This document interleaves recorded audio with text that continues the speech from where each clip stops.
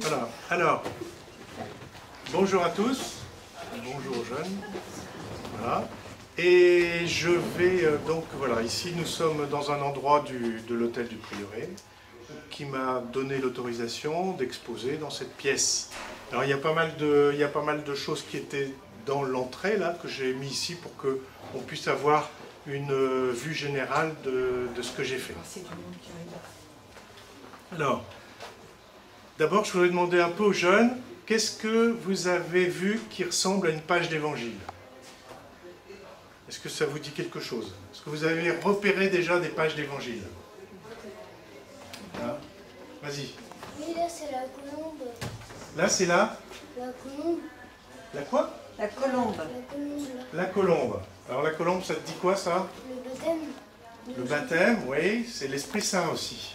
D'accord?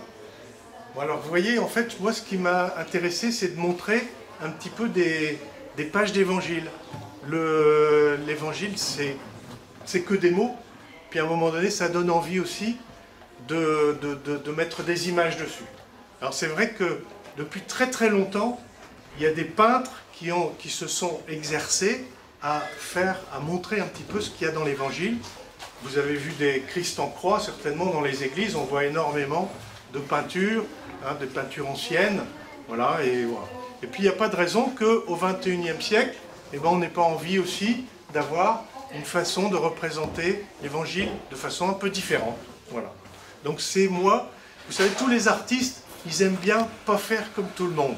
Hein. Donc à un moment donné, ce qu'ils essayent de chercher, ben, c'est un peu des nouvelles façons de représenter l'évangile ou autre chose. Moi je ne fais pas que des peintures d'évangile, mais là voilà, je me suis exercé à faire ça. Alors, vous me direz, est-ce que vous faites que ça? Non, je vais vous expliquer un petit peu comment c'est venu, pourquoi j'ai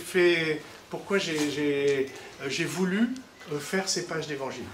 Parce que je fais partie d'un groupe de prière, d'accord, et que j'ai eu l'autorisation, donc les week-ends communautaires, donc, puisque je suis communautaire de l'Emmanuel, les week-ends communautaires, on fait des grandes réunions et on fait la messe du dimanche tous ensemble. Et j'ai demandé l'autorisation de pouvoir faire à chaque fois une peinture pour mettre en prière, on va dire. C'était ça le but. Hein.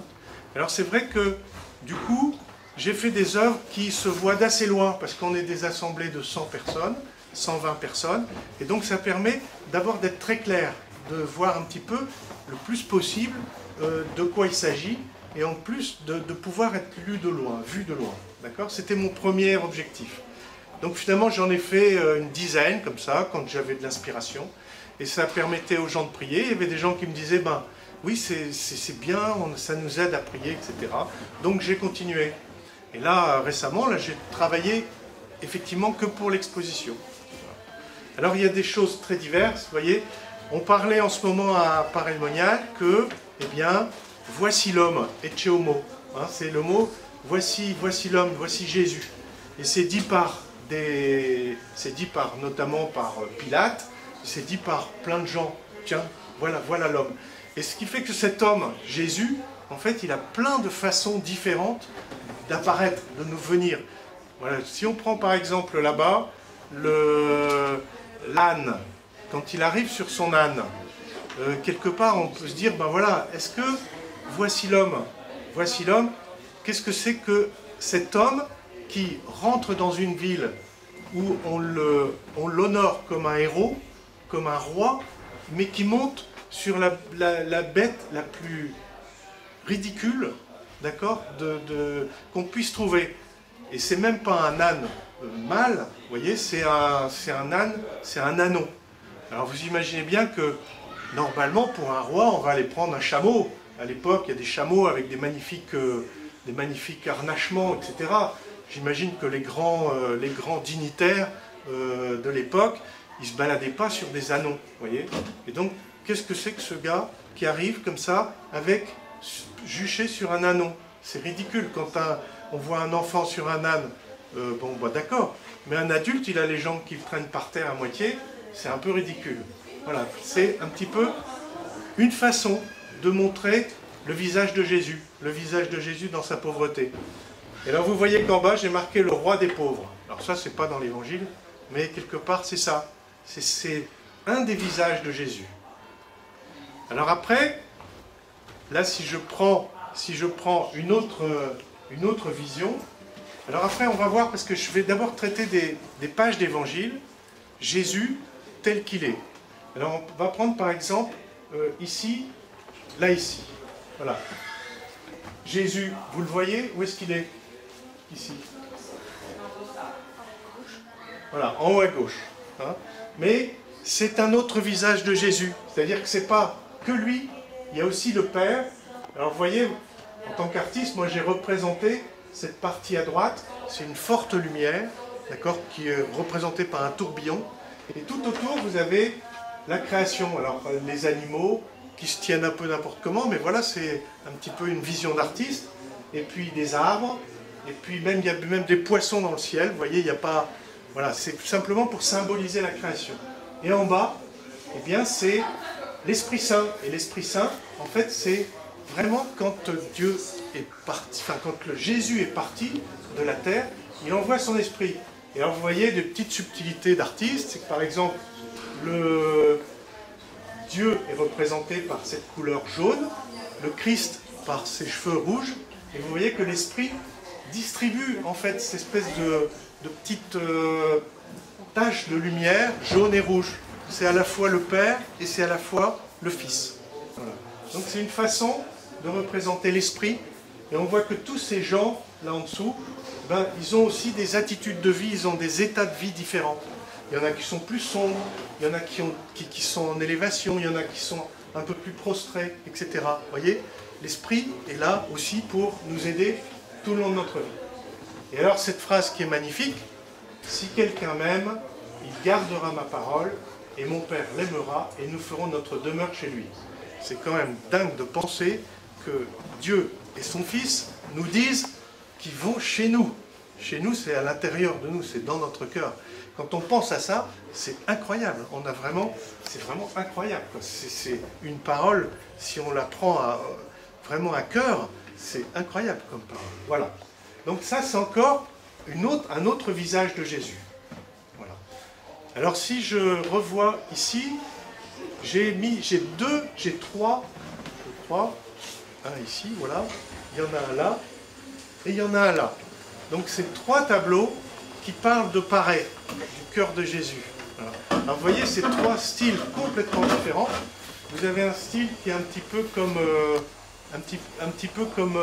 on va dire, de la peinture un peu orthodoxe.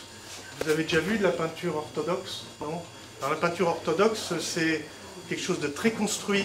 Les visages sont très construits et on utilise beaucoup le doré. Là-bas, j'ai utilisé le doré en fond comme ça. Vous voyez, il y a beaucoup de choses comme ça. Alors, je me suis dit, tiens, je vais faire quelque chose selon la peinture orthodoxe. Ça m'a amusé de faire quelque chose d'assez...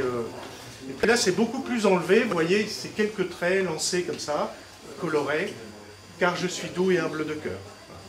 Et puis là, j'en ai fait encore un autre. Alors, j'ai un deuxième métier. Moi, je suis animateur pastoral.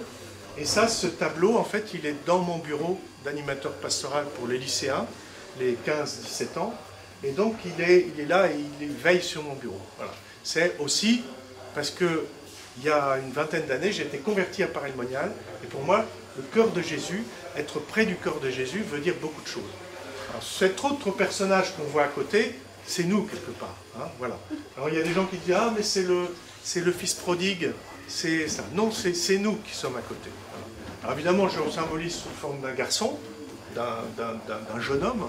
Hein, mais voilà, tout le monde peut se sentir concerné par cette image. Voilà. D'accord ? Alors, c'est encore un autre visage de Jésus. C'est le visage qui est là à Paray-le-Monial. C'est-à-dire que le charisme de Paray-le-Monial, c'est de pouvoir s'approcher très près du cœur de Jésus et d'être dans son rayonnement direct. Voilà, ça c'est Paray-le-Monial. C'est vrai que le culte du Sacré-Cœur, c'est quelque chose qui est typique et qui est vraiment à Paray-le-Monial. Voilà. Si vous avez un petit peu regardé autour de vous les différentes sensibilités, vous sentirez ça, ce cœur de Jésus qui est proche de nous. Alors là, ici, ça c'est une autre page d'évangile, là-bas. Il était perdu, il est retrouvé. Ça vous dit quoi, ça? Voilà, c'est le fils prodigue. Voilà, et c'est vrai que ça, c'est de ma toute première peinture. Et ça a touché beaucoup de gens.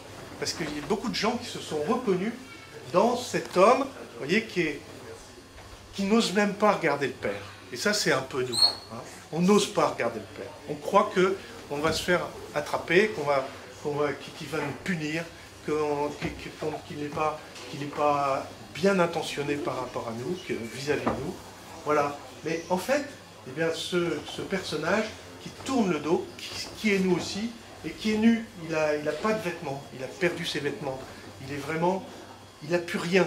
Il a touché le fond de l'eau. Hein. Et voilà. Et le Père, vous voyez, cet élan vers celui qui n'a plus rien, celui qui n'a même plus l'envie de regarder le Père. Voilà. Et ça, c'est cet élan. Il était perdu et il est retrouvé. Voilà. Et ça, c'est... Alors vous voyez, c'est un trait très dynamique, c'est différent de ça, par exemple, qui est beaucoup plus construit. C'est un trait très dynamique. C'est vrai que ça va très vite à faire en termes de peinture, parce qu'il n'y a pas beaucoup de couleurs, parce que voilà, les traits sont très jetés, mais quelque part, ça permet de donner cet élan, cette vivacité et quelque part ce mouvement qui m'intéressait. Voilà. Alors, si on prend encore ici ce tableau là-bas, alors ça, vous connaissez tous, Sophie, non? C'est quoi ça, là-bas? Les langues de feu, c'est quoi? La Pentecôte. Le météorite qui tombe du ciel. Ça, je ne connaissais pas. Mais c'est la Pentecôte. Et alors, qu'est-ce qui s'est passé à la Pentecôte? L'Esprit Saint qui est descendu sur les apôtres. Voilà, c'est-à-dire que voilà, ça c'est encore un autre visage de Jésus. C'est comme on a vu là ici, symbolisé par la colombe. Jésus est parti, les apôtres ils sont complètement démunis, atterrés. Ils avaient misé de gros espoirs sur Jésus. Et puis tout d'un coup, tout s'effondre. Le voilà qui est crucifié, le pire des supplices. Et voilà, donc que faire? Et heureusement, eh bien, l'esprit est donné par le Christ. Voilà. C'est pour ça qu'on a ce tableau où on a, du coup, vous avez, ça rassemble tout le monde. Donc on a l'impression d'avoir qu'une seule personne. Tout s'est rassemblé. Hein. Voilà. Et c'est un peu l'image d'une communauté chrétienne, d'une église. Voilà. C'est-à-dire qu'on ne fait plus qu'un. On partage, on ne fait plus qu'un, et on loue, tout le monde a le regard qui va dans le même sens, vers le ciel. Vous voyez? Encore un visage de Jésus. Jésus est parti, c'est son visage. Voilà, c'est le visage de la Pentecôte. Alors si on prend encore un autre visage, voilà, ça c'est connu aussi, ça, ici, cette image-là. Est-ce que tu sais pas? Est-ce que tu sais pas? Vas-y, souffle-lui. Hein? La brebis perdue. Voilà. La brebis perdue, c'est quoi en fait l'histoire? C'est une brebis qui est perdue, puis il y a des gens qui vont à sa recherche, il la trouve dans un trou. Ouais. Et celui qui l'a retrouvé, c'est tout le troupeau pour en retrouver une seule, et une fois qu'il l'a retrouvé, il va au village et il fait la fête. Ouais, c'est à peu près ça. C'est-à-dire que... Voilà. Voilà. C'est-à-dire que c'est une image que nous a donnée Jésus. Il a perdu une brebis. Et brebis, c'est nous, hein. C'est nous qui sommes un peu perdus. Hein, voilà. Il a perdu une brebis, et ben il va laisser les 100 autres qu'on voit vaguement derrière là, sur le tableau. Il va laisser les 100 autres pour aller chercher cette brebis. Et une fois qu'il l'aura retrouvée, ben ça va vraiment être la fête, quoi. Il va vraiment être formidablement content. Voilà, c'est ce qui nous attend, nous, quand on revient, que ce soit ici le fils prodigue ou la brebis perdue, ce sont des images pour dire finalement que ben, le Seigneur, il nous attend, même quand ça va très mal. Être perdu, c'est pas drôle. Une brebis qui est dans des fourrés, qui est perdue dans des fourrés, etc., c'est pas marrant pour elle. Hein. Ou alors un gars qui donne à manger au cochon, c'est pas drôle. Donc même dans des situations où tout paraît perdu, ben c'est là que le Seigneur vient nous chercher. D'accord? Voilà. Alors, est-ce que vous avez des questions à poser, un peu pratiques, sur la peinture, sur ce que... Voilà. Alors, je vais un peu vous raconter mon histoire. D'accord? Moi, au démarrage, j'étais maquettiste, directeur artistique en publicité. Voilà. J'ai commencé comme ça. Et puis, il y a 20 ans, ici, j'ai rencontré le Seigneur. Donc, j'ai été converti à Paray-le-Monial. Un peu comme, voilà, comme le bonhomme qu'on voit là-bas. C'est-à-dire, j'étais complètement à côté du truc, à côté de tout, à côté de plein de choses. Je dis que j'étais un païen baptisé. C'est-à-dire que j'étais baptisé, mais Dieu ne m'intéressait pas. Okay, donc voilà, j'étais un païen baptisé. Et puis, un jour, je me suis dit, ben, je suis venu à Paray-le-Monial, et là, ben, le Seigneur m'a complètement changé pendant un sacrement de réconciliation. Le sacrement de réconciliation, finalement, ça ressemble beaucoup à ça. Vous voyez, on s'approche du Père sans trop oser le regarder, on s'approche de Jésus, et puis c'est lui qui vient à nous, et il nous accueille avec un amour incroyable. Voilà, ça c'est la grâce de Paray. Voilà, j'étais comme ça, hein, j'étais comme ce bonhomme là-bas, et donc voilà, moi j'ai trouvé une foi, et qui me porte jusqu'à maintenant. Alors j'ai continué à être directeur artistique dans les grandes agences, et alors ce qui fait que ben, je voyais beaucoup si vous voulez, toutes les semaines, on venait m'apporter, puis directeur artistique c'est un poste important dans les agences de publicité, donc on venait m'apporter des différents dossiers d'illustrateurs, de peintres, de photographes, etc. Donc j'étais là, royal, sur ma petite table, et on venait m'apporter plein de choses comme ça. Et donc, c'est quoi d'abord directeur artistique? Ben, on fait des affiches, on fait des films, on fait plein de choses en fait, voilà, et c'est un métier qui est très bien payé. Voilà. Mais à un moment donné, c'est vrai que voilà, quoi, c'est vrai que j'avais une vie un peu dissolue, qui n'était pas terrible. Et le fait d'avoir rencontré Jésus, je m'ai mis sur un chemin qui était pour moi le bon chemin, le vrai chemin. Voilà. Et alors maintenant, ben, j'ai arrêté ce travail de communication, de communicant, et j'ai deux métiers. Je suis artiste peintre à mi-temps, et je suis responsable d'aumônerie, en fait, hein, ce qu'on appelle, en fait, je suis animateur pastoral dans un lycée avec des jeunes de 15-16 ans. Voilà. Donc c'est mes deux métiers. Alors à la fois, ça me permet quelque part d'évangéliser des jeunes, donc c'est dans le droit fil finalement de ma conversion de Paray-le-Monial, et puis ça me permet de faire des choses comme ça, c'est une autre forme d'évangélisation. C'est vrai que de pouvoir transmettre son savoir et en même temps de pouvoir évangéliser, c'est quand même une grande grâce. Voilà. Donc alors ça c'est un peu mon histoire. Voilà. Maintenant, si vous voulez en savoir plus, alors ce que je voulais dire aussi, c'est que donc ce qui fait que j'ai beaucoup de styles différents, parce que j'ai pas fait les beaux-arts. Les beaux-arts, on vous apprend à vous enfermer dans un style. Moi, je viens de la publicité, donc c'est pour ça que j'ai plein de styles différents. Des fois, quand je fais des expositions, il y a des gens qui me disent « mais il y a combien de peintres ici ?» Maintenant, je dis « il n'y en a qu'un ». Mais c'est parce que j'ai eu beaucoup d'influences différentes, et c'est ce qui m'amuse de travailler une page d'évangile selon une façon de voir, une autre, voilà. Donc, ce qui fait que j'ai des styles différents. C'est comme ça. Hein, voilà. Est-ce que vous avez des questions? Vous n'avez pas parlé de ce tableau à côté de... De celui-là? À côté de Jérusalem, le grand, là, le grand. Non, c'est la Sainte-Celle, là-bas.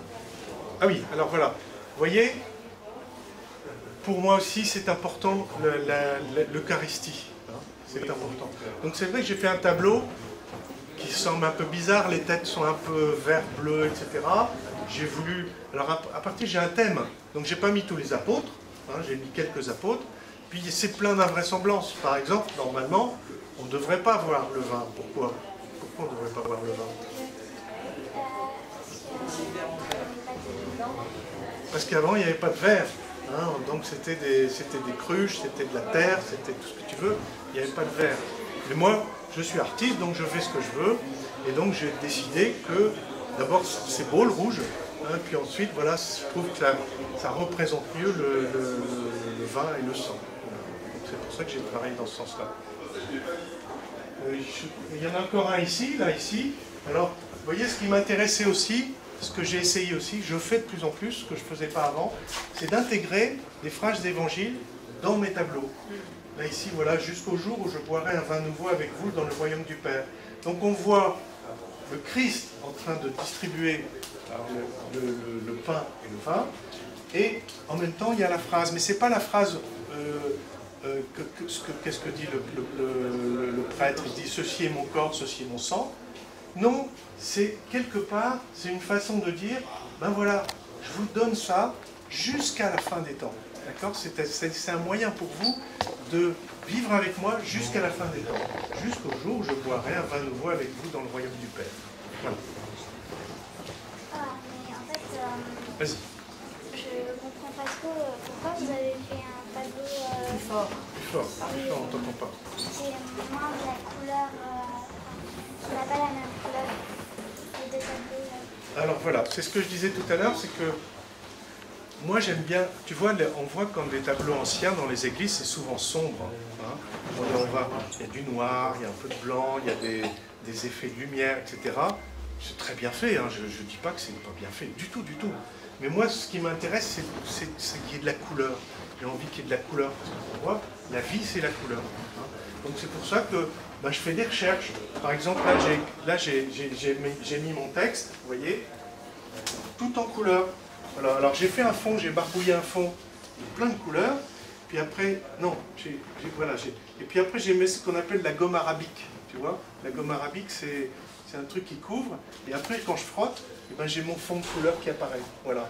Alors ça m'amusait d'avoir plein de couleurs. Voilà, je voulais avoir mes textes colorés. Parce que le message de l'évangile, c'est important. Donc, ben voilà, il faut qu'il se voit, comme ici, vous voyez. Je me suis amusé à ce que le texte soit pas un texte écrit en blanc ou en noir, mais qu'il soit plein de couleurs, qu'il soit vivant. Voilà. Et donc voilà, c'est un peu... Vous voyez, en fait, tout ce que je fais là, c'est un peu comme c'est un laboratoire. Moi, j'essaye des choses, après je dis, ben non, ça va pas. Après, je reviens, je refais d'autres choses. Ou alors je me dis, bon, moi, ça, il va falloir le travailler très rapidement. C'est un laboratoire, vous voyez, comme quand vous êtes enfant, vous êtes devant une feuille de papier, ben, vous avez envie d'essayer des choses. Moi aussi, j'ai envie d'essayer des choses. Il y a des fois, ça ne plaît pas, il y a des fois, ça plaît. Mais voilà, en règle générale, ce qui m'amuse, c'est aussi de m'amuser quand je fais ça. Si je ne m'amusais pas, je ne le ferais pas. Hein. Alors, c'est en même temps un travail et c'est un amusement. Et le tableau là-bas? Alors, le tableau là-bas, c'est aussi un des premiers. C'est « Deviens pêcheur d'hommes ». Est-ce que tu te rappelles de l'histoire? Est-ce que vous... Vas-y. C'est quand il trouve un apôtre qui était en train de pêcher. Voilà. Et c'est qui cet apôtre? Pierre. C'est Pierre, voilà. En fait, il trouve un apôtre qui est en train de pêcher, c'est un peu ça. Hein.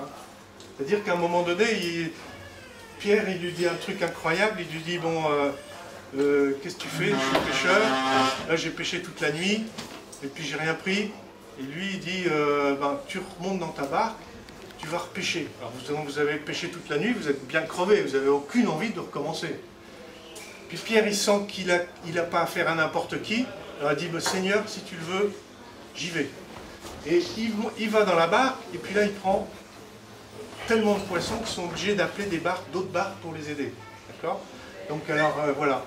Et puis là Pierre, il ne comprend plus. Il dit, qu'est-ce qui s'est passé? Qu'est-ce qui s'est passé? Je pêche toute la nuit, on ne pêche rien. Là, ici, il me dit d'aller pêcher, et puis je pêche plein de poissons. Pierre, c'était un capitaine, hein, c'était un capitaine de bateau, c'était pas un capitaine de grand bateau, mais un bateau de pêche, un patron pêcheur, comme on dit. Voilà. Et donc, c'est un gars quand même qui a quand même d'autorité. Hein. Voilà, il a trouvé son autorité, il l'a trouvé encore plus grande, plus forte que lui. Et puis là, cet homme qui l'a abordé, il lui dit, ben voilà, maintenant, tu ne pêcheras plus des poissons, mais tu pêcheras des hommes. Sous-entendu, tu en pêcheras beaucoup. Parce que tu as vu, la barque s'est remplie. Donc tu vas pêcher plein d'hommes. Alors pêcher plein d'hommes, ça veut dire quoi? Hein? Accueillir des personnes. Bah, ça veut dire quelque part que tu vas attirer à moi, tu vas attirer au Seigneur plein de gens. Tu vois? Tu vas pêcher, c'est-à-dire que tu vas les attirer à moi. C'est ça. Hein? Voilà. Est-ce qu'il y a d'autres questions? Mais il reste le tableau d'en bas. Alors le tableau d'en bas, alors ça c'est la multiplication des pains. Alors là j'ai voulu tester aussi, vous voyez, parce que vous regardez que tous les visages sont un peu flous. Il n'y a pas de visage vraiment identifié. Par contre, j'ai essayé de faire les pains et les poissons, vous avez qu'à regarder les enfants, beaucoup plus vrais, beaucoup plus, voilà. Alors je me suis dit, tiens, en fait c'est marrant parce que tous ces visages des apôtres et le visage de Jésus, finalement on ne les connaît pas.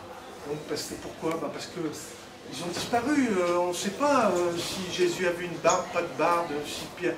Alors, on imagine, parce qu'à l'époque, tout le monde portait la barbe, donc on imagine que les contemporains de Jésus, et Jésus lui-même avait une barbe. La tradition a fait que voilà, et on ne sait pas. Voilà. Alors ça a disparu. Et qu'est-ce qui reste maintenant de tout cet évangile? Mais il reste les signes, d'accord? Et le pain, les poissons, la multiplication des pains, que ce soit aussi dans la scène, ben c'est ce qui reste, c'est les symboles, c'est les images, c'est ce que nous a laissé Jésus. Quand on prend du pain dans l'Eucharistie, c'est du vrai pain, vous voyez. Donc j'ai voulu, en fait, ce symbole réel du pain qui nous est laissé, et du vin, ben là c'est les poissons, c'est vrai, mais voilà, mais c'est cette multiplication des pains. Tous ces symboles simples, parce que finalement du pain, il n'y a rien de plus simple, mais c'est ce qui nous a laissé des choses qu'on peut encore toucher aujourd'hui. Alors qu'on ne peut plus rien toucher de ce qu'ont été les apôtres et Jésus dans le temps. Vous voyez? Alors voilà, c'est ce qu'on appelle, j'ai essayé de faire quelque chose et je me suis dit, tiens, je pourrais peut-être encore même aller plus loin, être encore plus précis dans le pain, par exemple faire une scène où on voit vraiment le pain, mais très très très présent, et puis une coupe, voyez, et puis que les personnages n'aient presque plus d'existence. Voilà, ça fait partie d'un petit test que j'aimerais bien faire. Voilà. De toute façon, vous avez fait différentes versions de Je suis doux et humble de cœur. Voilà, alors, c'est vrai que les deux versions de Zaché. Pour le texte, là. Oui. Voilà. Alors, je me suis dit aussi, quand j'ai vu le cœur de Jésus, alors j'aurais pu prendre la phrase de Marguerite Marie, hein, qui dit regarde ce cœur qui a tant aimé les hommes. Hein. Ça, j'aurais pu faire. Mais finalement, je trouvais aussi que, pour moi, c'est personnel, hein, mais quand le Seigneur dit venez à moi, tous ceux qui peinez sous le poids du fardeau, et je vous délivrerai. Venez à moi car je suis doux et humble de cœur. Et prenez mon joug, il est léger, mon fardeau est léger. Voilà. Je trouve que c'est une des plus belles paroles d'évangile. Parce que quelque part, ben voilà quoi, il se met à notre niveau. Il sait qu'on peut en baver dans cette vie. Hein, il sait que ça peut être très dur. Et voilà, il dit, ben voilà, venez avec moi, prenez, moi effectivement j'ai un poids. C'est-à-dire que si vous me prenez avec moi, vous allez pas vivre votre vie, vous allez vivre un peu la mienne. Et votre vie avec la mienne, ça va être quelque chose de formidable. Donc c'est ça. Pour moi, je suis doux et humble de cœur. C'est vraiment une invitation, quelque part, à le connaître. C'est pour ça que j'ai mis cette phrase, un petit peu avec la même image. Voilà. Alors c'est vrai que j'ai fait aussi cette image-là, qui est un peu plus dure. Voilà, ça c'est je suis le roi des Juifs. Et vous avez, j'ai fait une image très brossée avec presque pas de crayon, et où on voit un peu la haine brute. Hein. Voilà, c'est ce que j'ai voulu représenter. J'ai voulu vraiment montrer que il y a eu des moments où Jésus, c'était démoli, quoi. Tout était démoli. Et je pensais que ma façon de travailler permettait de faire passer cette image-là. Là, salut roi des Juifs. Hein, c'est vraiment l'injure, quoi. Quelque part, voilà.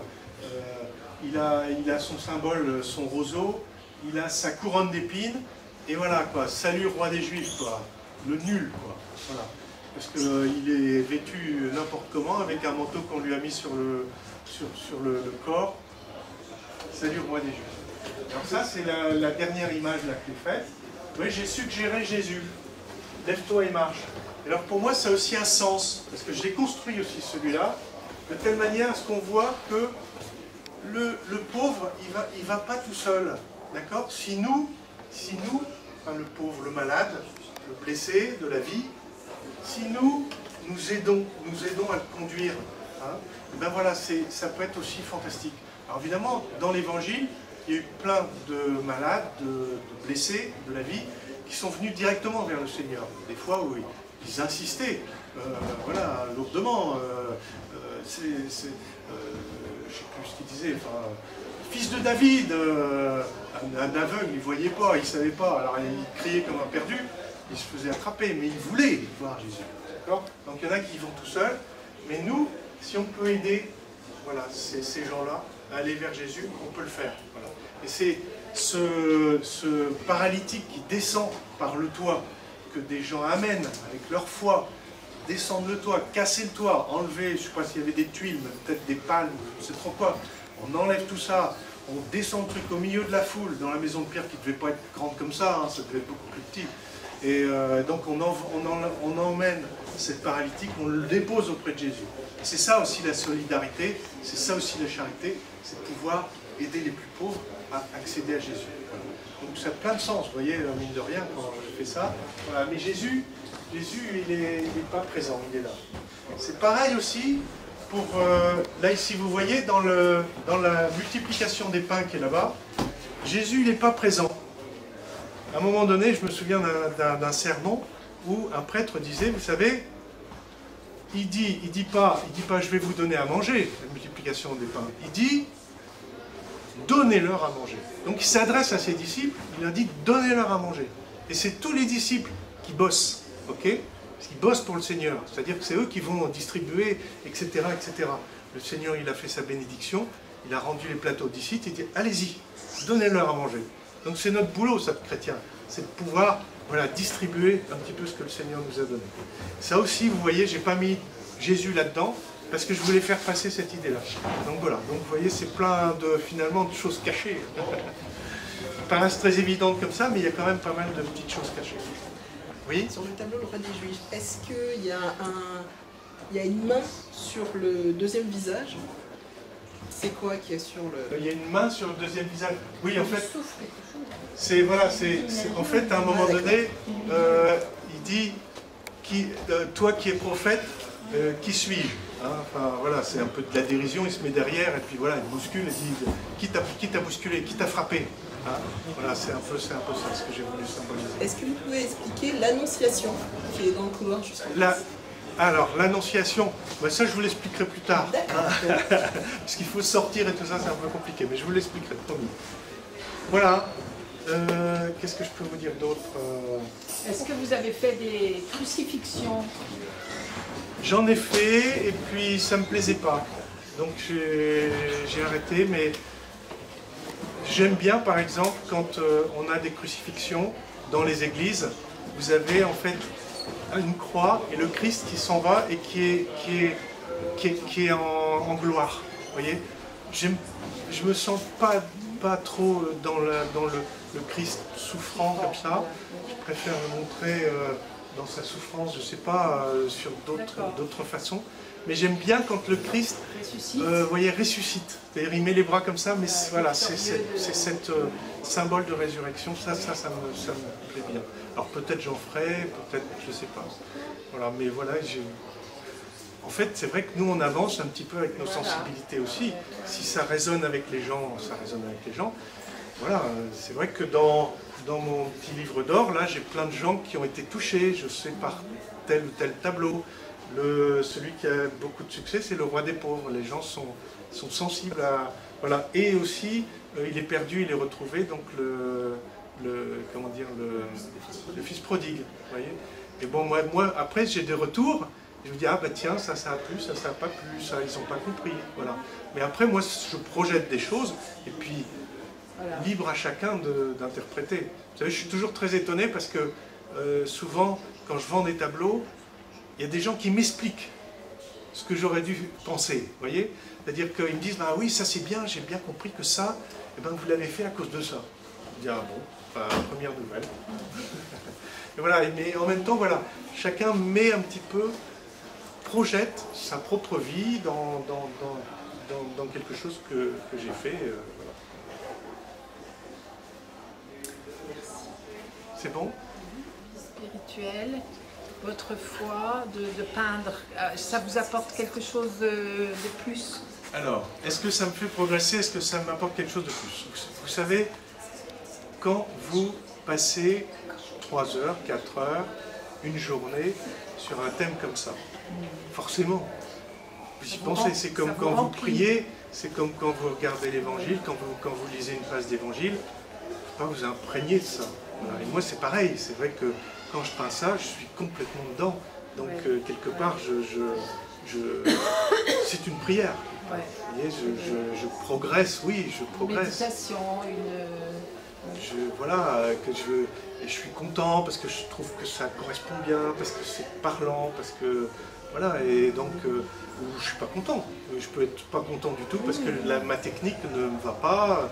Demander à ma femme, le nombre de fois où je dis ça va pas, je suis pas content, j'ai pas trouvé le style qu'il fallait, quelle barbe, j'ai réussi à rien, c'est nul, je vais le recouvrir, voilà quoi, vous voyez. Mais bon, elle me dit, si, t'inquiète pas, c'est bien, tout ça, mais c'est souvent qu'on a un peu d'exigence par rapport à ça, mais en même temps, c'est vrai que ben, vous pensez forcément à ce que vous faites, hein. C'est pas n'importe, c'est pas innocent. Voilà. Oui. Est-ce qu'avant de choisir de commencer à peindre un tableau, vous avez avant une inspiration Voilà, alors, est-ce que j'ai une inspiration et est-ce que j'y pense avant?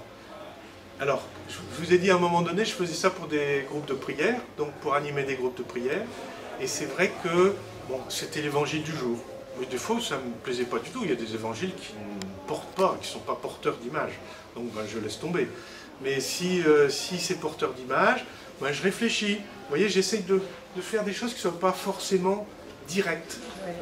J'essaie de faire comprendre des choses un peu autrement. Je réfléchis. Et ça, c'est un petit peu aussi l'artiste. L'artiste, il aime bien, quelque part, toujours être en nouveauté, toujours être un petit peu en contradiction, faire des choses que les gens n'ont pas vues. C'est un peu notre façon de fonctionner, quoi. Les gens, ils adorent être dans un moule et puis continuer le moule et le rail. Nous, c'est pas ça. Nous, il faut on doit développer les idées toujours. Oui. Aller avant, développer les idées. Oui, c'est ça. C'est bon. Hein. Voilà. Donc voilà, donc j'essaye, comme je vous dis, je ne sais plus ce que je disais. Et est-ce Voilà. qu'ensuite vous avez des confirmations que c'était bien le bon choix? Est-ce que j'ai des confirmations pour ce qui est du bon choix de quoi, de ce que je fais? Le choix du thème, le choix de la forme, le choix de... Oui, il y a des personnes qui sont touchées. Oui, alors voilà, j'ai des personnes qui me disent, même dans mon livre d'or, là, qui me disent j'ai adoré votre tableau, et même, c'est vrai que quand on faisait des week-ends communautaires, et donc ce tableau était là, il y avait des gens qui se recueillaient devant. Parce que, voilà, moi, c'est formidable pour moi, parce que quelque part, je me dis, bon, bah, ce que je fais, ça sert au Seigneur pour qu'il puisse travailler des âmes, et puis bouger les choses en eux, ou alors tout d'un coup, ben, c'est vrai que ce tableau-là a beaucoup eu comment dire, vous voyez, il était perdu, il était retrouvé. Le fils prodigue, c'est le fils prodigue, c'est celui là-haut.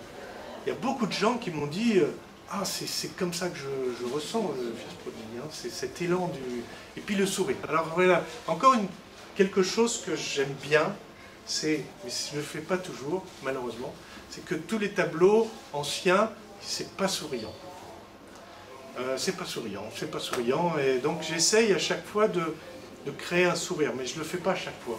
J'aime bien avoir un Christ qui soit joyeux. Pardon? Quand vous peignez les mains, est-ce que vous jeûnez? Non. Non. Non, je ne jeûne pas avant de peindre. Pour peindre les mains et le visage. Pourquoi? Non, je ne jeûne pas pour peindre les mains et le visage. Les icônes, c'est comme ça que ça marche. Ah oui, peut-être chez les orthodoxes alors, oui, tout à fait. Non. Alors simplement, je voudrais simplement vous montrer cette image-là, voilà, ici. Et alors ça, c'est un tableau qui a une histoire. Alors c'est une reproduction d'un tableau que j'ai fait. Et ce tableau-là, en fait, on avait une sœur de la communauté qui était célibataire et qui était en fait en phase terminale de cancer. Et donc, d'instinct comme ça, je lui ai dit, tiens, je vais lui faire un petit tableau. Vous voyez? Et puis j'ai fait ça parce que c'est vrai qu'elle n'avait pas d'enfant. Donc ça, je sais que ça aussi, ça a travaillé pas mal. Et que donc j'ai fait le mari avec son fils qui a déjà assez âgé, enfin qui a déjà un certain âge, une dizaine d'années. Et donc ce tableau l'a accompagné pendant 3 jours exactement. Donc je l'ai mis juste en face d'elle et ça l'a aidé. Je ne sais pas si ça l'a aidé, mais enfin elle m'a tellement remercié quand je lui ai donné que finalement j'ai bien senti que c'était là. Et en fait les gens m'en ont beaucoup parlé en fait. Voilà. Et voilà, moi je suis peintre et ça m'émerveille en fait de voir comment le Seigneur aussi peut, par mon art qu'il m'a donné, hein, les talents c'est lui qui me les a donnés. Hein. Mais si je peux restituer ces talents, je suis ravi. Et là, par exemple, pour celui-là, là, je l'ai prêté aussi pour l'Arche, parce que je travaille à l'Arche. Et je me souviens qu'il y avait quelques personnes handicapées qui parlaient de leur papa. Ça leur parlait, et qu'ils parlaient de leur papa. Soit qu'ils étaient difficiles avec leur papa, enfin, voilà, quoi, des choses qui passaient. Voilà, donc vous voyez, en fait, tout le monde est un peu artiste, hein, on a tous des métiers, des talents différents. Et ce qui est important aussi, c'est de savoir que ces talents, si on peut donner une partie de ces talents, parce que moi, c'est très spectaculaire quelque part. Mais si on peut donner soi-même une partie de ces talents aux autres, parce qu'on peut être comptable et puis finalement donner 10% de son temps de comptable pour une association, un truc comme ça, si on arrive à donner un peu de son talent pour les autres, c'est génial. Parce que du coup, on est vraiment glorifié par ça. Et moi, j'ai beaucoup de plaisir à pouvoir donner ça. Il y a un retour qui se fait. Voilà, exactement. Les talents, c'est pas moi qui l'ai, hein, c'est le Seigneur qui me l'a donné. Et on a tous des talents. Quelle que soit notre façon de vivre, on a tous des talents et on peut tous les donner. On peut compter, enfin on peut voir tous les métiers, on peut tous le donner. Ça c'est certain, je le sais.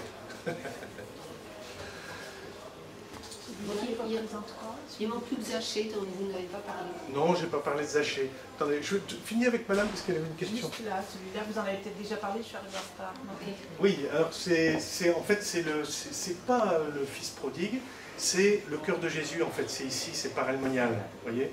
Et ça, c'est nous. Alors j'en ai plusieurs, j'en ai un derrière là, ici, j'en ai un autre là. C'est nous, quoi. Et c'est Saint Jean, c'est nous qui voulons être au plus près du cœur de Jésus. Et ici, à Paray-le-Monial, Jésus s'ouvre à nous, et voilà, le plus près possible. Alors, je n'ai pas parlé de Zaché. C'est là où je parlais du sourire. Où je voulais mettre Jésus quand il invite. Ça aussi, c'est dingue. C'est un peu comme si quelqu'un m'aime, il restera et je viendrai chez lui. Là, c'est... Aujourd'hui, il faut que j'aille demeurer dans ta maison. C'est quand même des invitations... Oula, hein, voilà. Et du coup, mais il dit pas ça en tapant du doigt, hein, il invite. Et je voulais faire passer ce sourire de Jésus qui invite Zaché en disant voilà, allez, je veux venir chez toi aujourd'hui. Il est heureux. Et Zaché, il vient fantastiquement content. Il n'a pas la trouille, hein, Zaché, il est content d'y aller. Parce qu'il attend que ça. Hein, en fait. Il y en a un qui est plus souriant que l'autre. Comment? Il y en a un qui est plus content que l'autre, oui, c'est vrai. Mais on en parlait tout à l'heure, c'est vrai que voilà, j'ai mis les deux, je préfère celui-là parce qu'effectivement il est plus souriant, il est plus... Moi j'aime bien l'âne. Vous aimez bien l'âne? Et il a beaucoup de succès. Et là aussi c'est pareil, l'âne ici, j'ai fait aussi des couleurs froides derrière et des personnages suggérés, pour donner plus d'importance à Jésus. C'est vrai que si j'avais fait toute la scène très finalisée, avec des gens très définis, Jésus aurait été un peu perdu dans la foule, alors que là, bon, avec ses couleurs, sa robe jaune, là, enfin sa tenue jaune, il vient hop en avant, quoi. Il est très présent là, ici. En fait, vous les vendez, Pardon? Vous les vendez? Je l'ai. Vous vendez? Oui, alors je vends mes tableaux. Hein, voilà, je les vends. L'Annonciation. Alors, l'Annonciation, voilà, en fait, ça aussi, c'est un de mes premiers tableaux. Vous voyez ici, peut-être dans le fond, là. Oui. Voilà. L'Annonciation, ben, j'ai voulu montrer Marie qui est dans la vie. C'est-à-dire que, en fait, il y a la promesse de Jésus qui est derrière, c'est un petit garçon d'un village. Voilà. Et puis, il y a une petite fille à côté, mais qui est suggérée. Mais bon, c'est des enfants, il a été enfant, Jésus, il a joué avec d'autres enfants. Et donc, j'ai voulu faire ce côté un peu incarné de Marie. Voilà, c'est ce qui m'amusait. Et puis, c'est bon, c'est brossé de manière un peu spéciale. Voilà, c'est un peu interpellant, c'est pas ordinaire. Voilà. C'est ce qui me plaisait dans cette Annonciation-là. Elle tourne le dos à l'ange. Bon, ben, elle tourne le dos à l'ange. J'ai voulu faire un ange aussi avec une espèce de grande chevelure comme ça, orangée, qui est un peu bizarre. Graphiquement, ça m'intéressait. Voilà. Donc c'est ça le privilège de l'artiste, c'est finalement, il fait ce qu'il veut. Voilà. J'ai une grande liberté par rapport à ça. Voilà.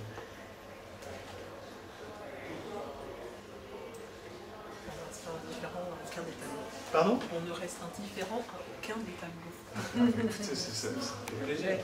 Mais c'est agréable aussi d'avoir enfin un commentaire, une explication de votre part, parce que, par exemple, sur la Pentecôte. Sur la Pentecôte, c'est vrai que ce corps, voilà. Voilà, ça c'était ce que je voulais faire. C'est vrai que finalement, quand vous le dites, on le comprend mieux,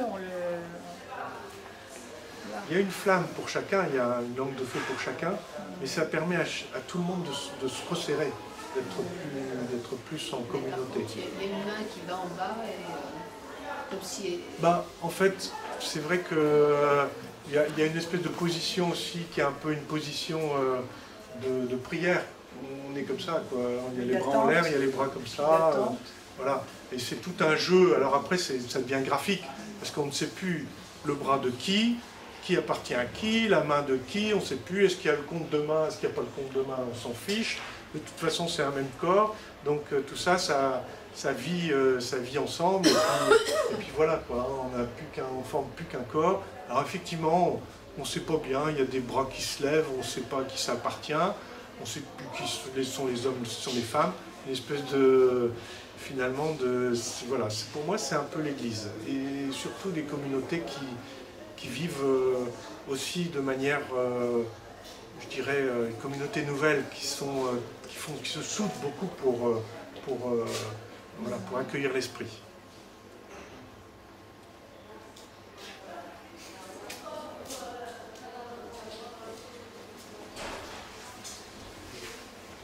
Voilà. Moi,